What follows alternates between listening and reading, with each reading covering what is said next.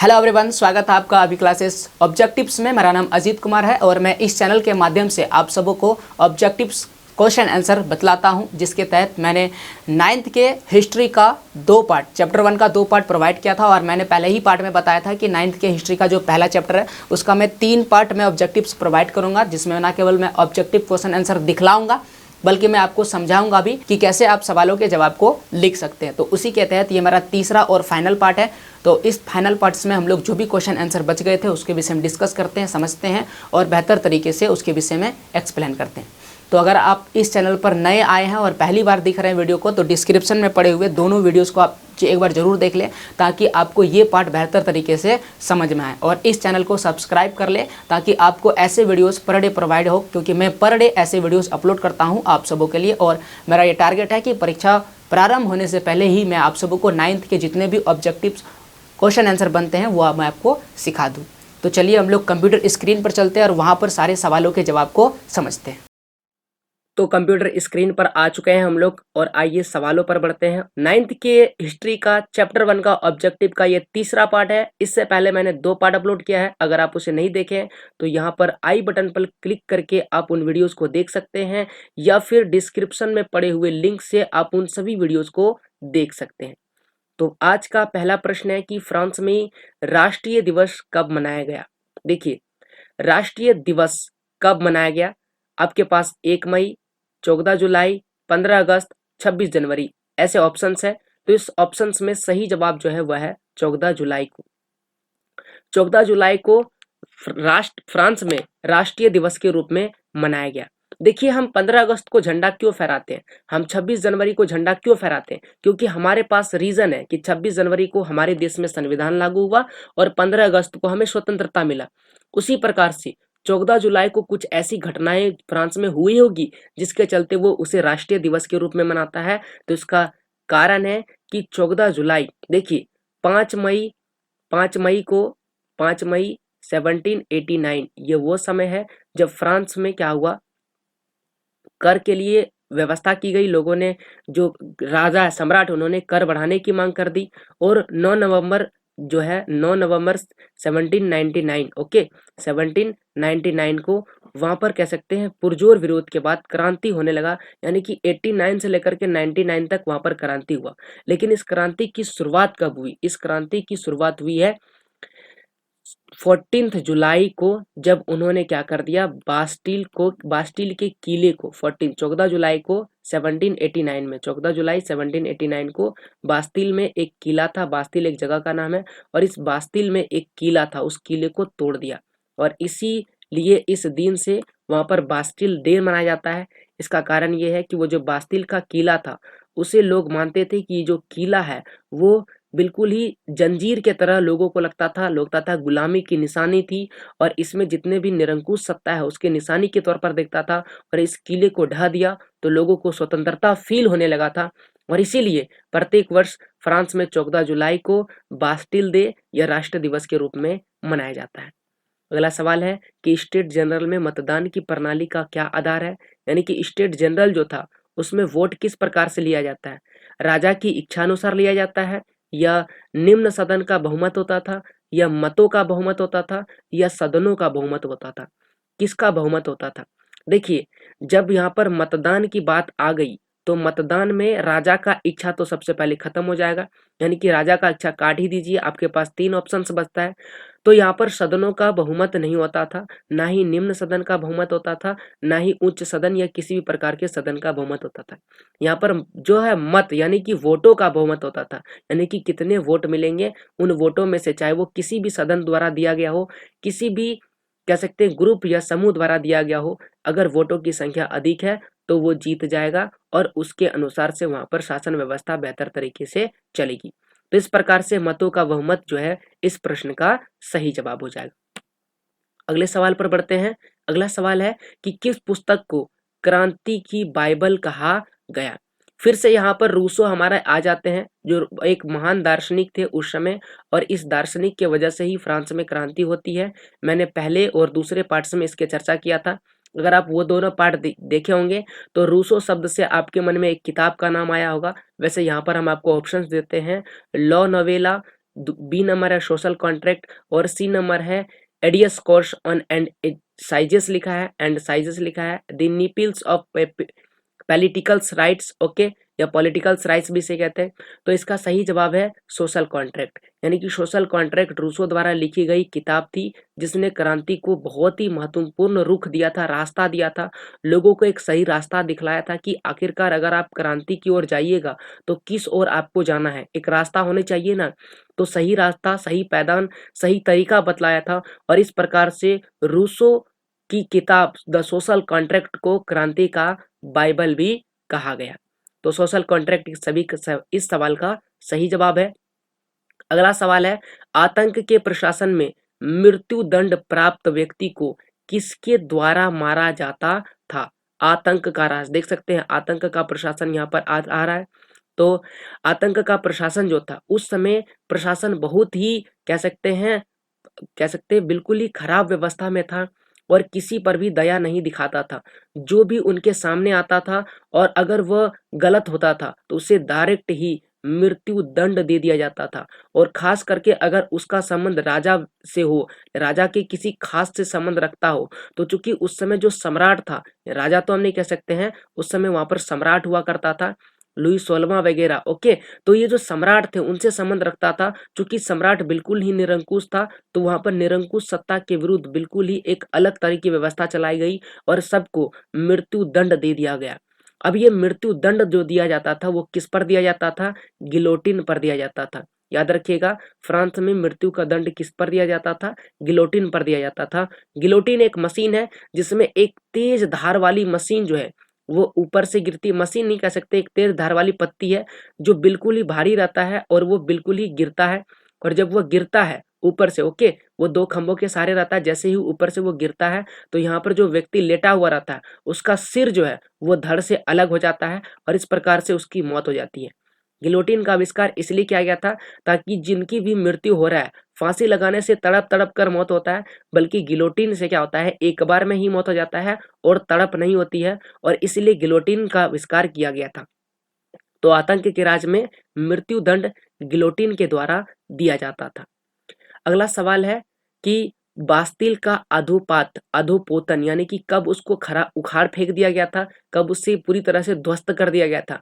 Bastille का किला इतना ज्यादा लोगों को चुभता था कि इसकी एक एक ईंट को खत्म कर दिया गया, एक एक ईंट को चूकनाचूर कर दिया गया और यहाँ तक कि इनके ईंट को बेचा भी गया। और जो लोग वहां पर नहीं पहुंच सके थे उन्होंने निशानी के तौर पर इसे खरीद लिया कि मैंने भी बास्तिल के किले में योगदान दिया है, इस निशानी के तौर पर उन्होंने इसे खरीद लिया था और इस प्रकार से बास्तिल का किला ध्वस्त कर दिया। बिल्कुल ही एक बड़े किले को एकदम मिट्टी का ढेर बदल में दिया और वो ढेर भी वहां पर नहीं रहा। मतलब इतना गुस्सा था लोगों में कि लोग एक एक ईंट को उठा के लेके चले गए, बिल्कुल वहां पर कुछ नहीं बचा।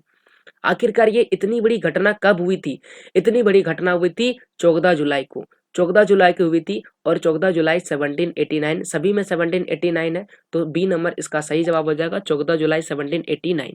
अगर आप एनसीईआरटी की बुक पढ़ते हैं तो सबसे पहले यही घटना का जिक्र किया गया है कि बास्तिल का किला तोड़ दिया गया 14 जुलाई 1789 को, और इसी समय फ्रांस में क्रांति की शुरुआत मानी जाती है और इसी डेट को हम ओरिजिनल क्रांति की शुरुआत मानते हैं। और अगर आपसे कभी पूछेगा कि क्रांति की शुरुआत कब हुई तो इस घटना को ही हम क्रांति की शुरुआत मानते हैं और इसलिए हम बोलते हैं 14 जुलाई 1789 को फ्रांस में क्रांति की शुरुआत हुई।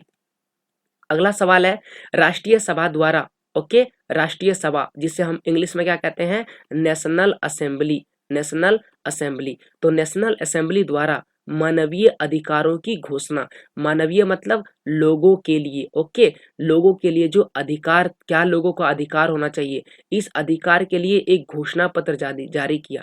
तो ये कब की गई थी, देखिए जो राष्ट्रीय सभा था ये चाहता था कि संविधान के तहत देश का शासन हो और ये संविधान बने उससे पहले इन्होंने एक अधिकार घोषणा पत्र जारी किया था जिसमें लिखा गया कि लोगों को, पुरुषों को, महिलाओं को, व्यक्तियों को कौन कौन से अधिकार मिलने चाहिए और उन अधिकारों को बाद में संविधान में जोड़ दिया जाएगा। तो ये जो अधिकार पत्र बनाया था ये कब बनाया था, 1791 में। ओके, 1791 में उन्होंने ये अधिकार बनाया था। तो इस प्रकार से राष्ट्रीय सभा ने 1791 में ये अधिकार पत्र जारी कर दिया था। आपके पास यहाँ 1791, 92, 1790 और 28 अगस्त 1789 ऑप्शंस दिया गया था, जिसमें 1791 सही जवाब होगा।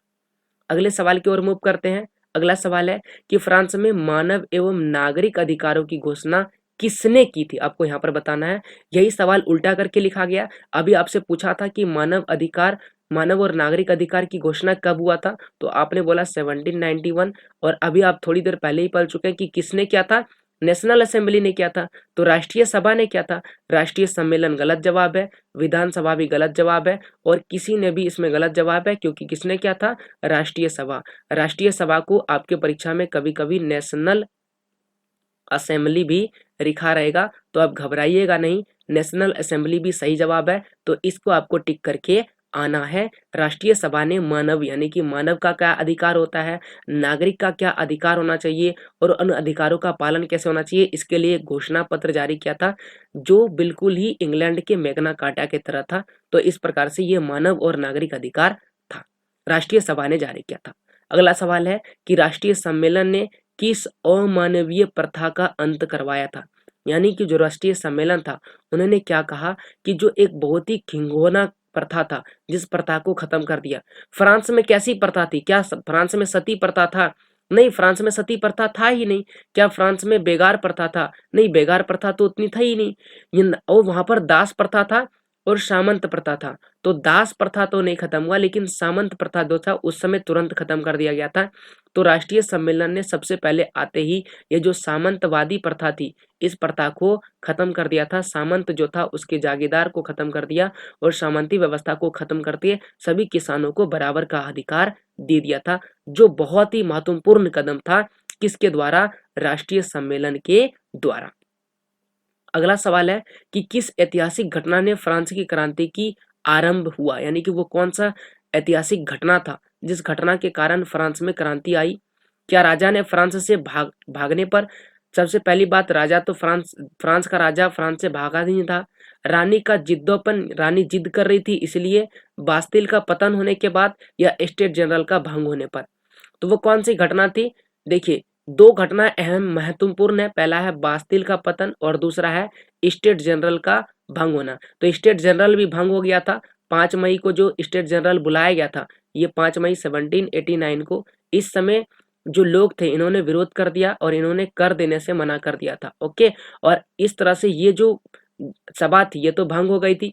लेकिन ओरिजिनल घटना कब हुआ था? ओरिजिनल घटना तब हुआ जब लोगों ने शासन के ही विरोध हो गया और शासन का जो किला था उसे ही तोड़ दिया। ओके, विरोध करना और विरोध से क्षति पहुंचाना, दोनों में अंतर है। तो ये जो घटना है बास्तिल का किले का पतन, ये कब हुआ था? 14 जुलाई को हुआ था।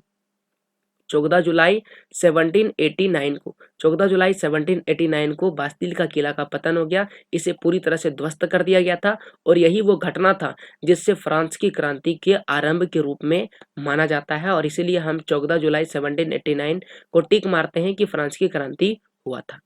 अगला है कि बास्तिल का पतन किस बात का प्रतीक माना गया? क्या माना जा रहा था कि हमको क्या मिला? बंधुता मिला, स्वतंत्रता मिला, अत्याचारों का या समानता का? देखिए, फ्रांस की क्रांति ने बंधुता और समानता और स्वतंत्रता जैसे विचार दिया, लेकिन जैसे ही बास्तिल का किला टूटा, क्योंकि बास्तिल का किला एक गुलामी की और तरह देखा जाता था, लोग को लगता था कि ये जो निरंकुश सत्ता है ना, उसका प्रतीक है, और इसीलिए लोगों ने बास्तिल के किले पर ही अपना गुस्सा उतारा था। और इसीलिए जब लोगों ने बास्तिल का किला तोड़ दिया तो उन्होंने खुद को आजाद पाया, खुद को लगा कि अब हम स्वतंत्र हो चुके हैं, और इसीलिए बास्तिल का किला स्वतंत्रता के प्रतीक के रूप में माना गया। यानी कि लोगों को लगा कि अब हम स्वतंत्र हो चुके थे। बास्तिल का पतन एक युगांतरकारी घटना थी जिसने निरंकुशता का पतन कर दिया, जनता का विजय प्रतीक माना जाना। वास्तव में क्रांति का उद्घोषणा था कि अब क्रांति हम करेंगे, और लोगों ने आक्रमण वाली बात कर दी, और इसीलिए 14 जुलाई को जो बास्तिल का पतन हुआ था, बास्तिल का ध्वस्त कर दिया था, उसे स्वतंत्रता के रूप में माना गया, स्वतंत्रता के प्रतीक के रूप में माना गया, और इसीलिए फ्रांस में 14 जुलाई को स्वतंत्रता दिवस के रूप में भी मनाते हैं, जिसको बास्तिल डे भी कहते हैं। याद रखिएगा। ओके, तो ये सारे सवाल भी बन सकते हैं, लेकिन छोटे मोटे आप इसे याद भी रख सकते हैं। अगला सवाल है कि मनुष्य स्वतंत्र पैदा हुआ तो है परंतु सर्वत्र बेड़ियों में जकड़ा हुआ है, यह कथन किसने कहा था? आपको ये बताना है। मनुष्य हमेशा स्वतंत्र पैदा होता है, वो आजाद पक्षी की तरह जन्म लेता है, लेकिन उनके पास बहुत सारी बेड़ियां हैं। बेड़िया का मतलब होता है कड़ी, जंजीर। ओके, जंजीर, जंजीर में जकड़ा हुआ है, वो सीकड़ों में जकड़ा हुआ है और उसे वो तोड़ नहीं सकता है। ये ऐसा किसने कहा था? ऐसा दिदरो ने कहा था, हॉलबेस ने कहा था, वाल्तेयर ने कहा था, या रूसो ने कहा था? तो ऐसा रूसो ने कहा था। रूसो वो व्यक्ति है जिन्होंने ऐसा कहा कि जो मनुष्य है वो स्वतंत्र पैदा होता है, लेकिन वो हमेशा बेड़ियों में जकड़ा हुआ रहता है। जिस दिन ये बेड़ियां टूट गए वह स्वतंत्र हो जाएगा, और ये स्वतंत्रता उनका प्राप्त करना उसका लिए अधिकार है। ओके, और इसीलिए रूसो ने इतने अहम अहम बात बोले कि दिल को भा जाता था, और इसीलिए रूसो को लोगों ने क्या कहा? रूसो के जो किताब थे द सोशल कॉन्ट्रैक्ट, उसको फ्रांस की क्रांति का बाइबल माना, और रूसो को दार्शनिकों का दार्शनिक कहा, या सम्राट, दार्शनिकों का सम्राट भी कहा था। किसे? रूसो को। अगला सवाल है कि क्रांति के समय फ्रांस की क्रांति असंभव थी, यानी कि जब फ्रांस की क्रांति हो रही थी उस समय क्रांति तो बिल्कुल असंभव थी, यह वाक्य किसने कहा था? आपको बताना है। तो इसका जवाब है यहाँ पर लुई सोल्वे ने कहा था, नेपोलियन ने कहा था, बिस्मार्क ने कहा था, या रूसो ने कहा था? इसका जवाब है नेपोलियन ने कहा था। नेपोलियन ने कहा कि जो फ्रांस की क्रांति है बिल्कुल ही असंभव थी, और ये असंभव लग रहा था, लेकिन ये क्रांति हो गई। और ऐसा वो इसलिए कहते थे क्योंकि लोगों का रवैया सही नहीं था, और उनका मानना था कि लोग क्रांति के लिए सही तरीके नहीं अपना रहे हैं, और इसीलिए नेपोलियन को ऐसा लगा कि क्रांति के समय क्रांति असंभव थी, लेकिन अंततः क्रांति मिल गया। और नेपोलियन ही ऐसा कहते हैं कि अगर रूसो ना होता तो फ्रांस की क्रांति नहीं होती, रूसो ना होता तो फ्रांस की क्रांति ना होता। ऐसा किसने कहा था? नेपोलियन ने कहा था। और रूसो ही वो व्यक्ति है जिसने ऐसा माना कि नेपोलियन वो व्यक्ति था जिसने माना कि रूसो के कह सकते हैं बहुत सारे प्रयासों की वजह से ही फ्रांस में क्रांति आई थी। तो ये था आज का वीडियो, और इस वीडियो के बाद आप इसका पीडीएफ प्राप्त कर सकते हैं अजीत कुमार ऑफिशियल टेलीग्राम पर। आपको जस्ट टेलीग्राम डाउनलोड करना है, वहां पर हमसे ज्वाइन करना है, वहां पर आपको फ्री ऑफ कॉस्ट इसका पीडीएफ मिल जाएगा। और अगर आप मुझसे किसी भी प्रकार का पर्सनल सवाल करना चाहते हैं, पर्सनल प्रश्न पूछना चाहते हैं, तो इसके लिए मुझे इंस्टाग्राम पर फॉलो कर सकते हैं, वहां पर आप मुझसे पर्सनल सवाल कर सकते हैं। तो ये था आज का वीडियो, कैसा लगा मुझे जरूर बताइएगा। वीडियो को लाइक किए बिना मत जाइएगा, और ऐसे बेहतर वीडियोस के लिए मेरे चैनल को सब्सक्राइब कर लीजिएगा, और साथ ही साथ बेल आइकन दबा दीजिएगा। दोस्तों को भी शेयर कीजिए ताकि वो भी अपनी परीक्षा की तैयारी बेहतर कर सके। तो मिलते हैं आपसे अगले वीडियो में, तब तक के लिए जय हिंद, जय भारत, वंदे मातरम।